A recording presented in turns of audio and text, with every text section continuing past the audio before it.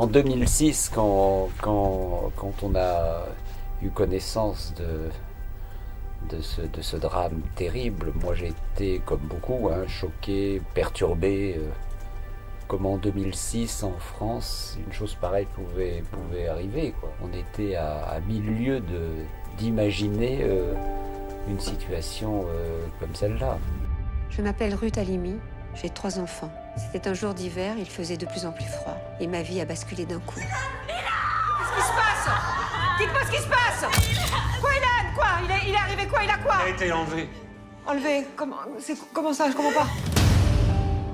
Et en tant que cinéaste, j'ai voulu évidemment pouvoir porter témoignage, laisser une trace, parce que on oublie. Et c'est vrai qu'aujourd'hui, dans toute la jeune génération qui était un petit peu trop jeune en 2006, pour beaucoup, parler d'Ilan Halimi, il y a une grande interrogation dans les yeux, alors que quand vous citez Youssouf Fofana ou le gang des barbares, ah oui, ça dit quelque chose. Donc c'est symptomatique d'une résonance de la mémoire, c'est-à-dire on se rappelle beaucoup plus des bourreaux que des victimes. Enfin, mon désir, c'était d'amener le spectateur à être un membre de la famille Halimi. Allô? On veut 450 et on les veut tout de suite. Je veux parler à Ilan. C'est moi qui dis ce qu'on fait. Il faut trouver l'argent, c'est un fou. Il faut pas tomber dans ce piège-là. C'est seulement pour faire peur. On peut pas juste leur donner ce qu'ils demandent. Non, madame, en France, on ne paye pas. C'est un principe, sinon on aurait des enlèvements tous les jours, vous comprenez? J'avais écrit le scénario en pensant à une actrice. Je pensais à Valérie Benguigui. Et je lui avais donné le scénario, je savais qu'elle était malade.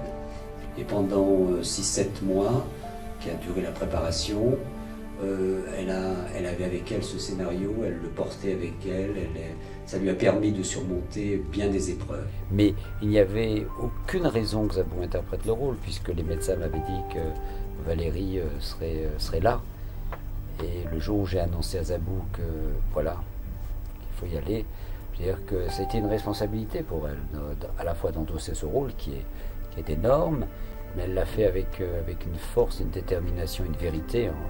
On a l'impression que c'est Ruth, quoi, que c'est elle.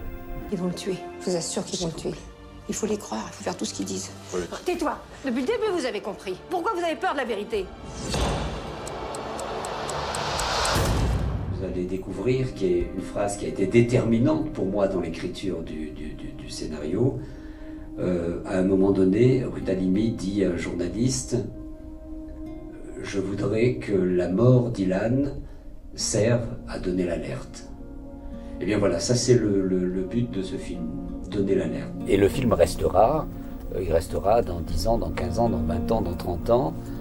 Ceux qui n'ont pas connu, et j'espère qu'en France les choses s'arrangeront, se rappelleront de cette période de 2006 où tout d'un coup ça reste comme d'une perception de l'histoire. Et c'est vrai que dans toute enquête policière, il y a un facteur chance, et Ilan n'en aura eu aucune. Voilà. Alors vous allez découvrir ce film, vous allez être nos premiers ambassadeurs. Je vous remercie d'être venus aussi nombreux, et puis je vous promets, je reviendrai.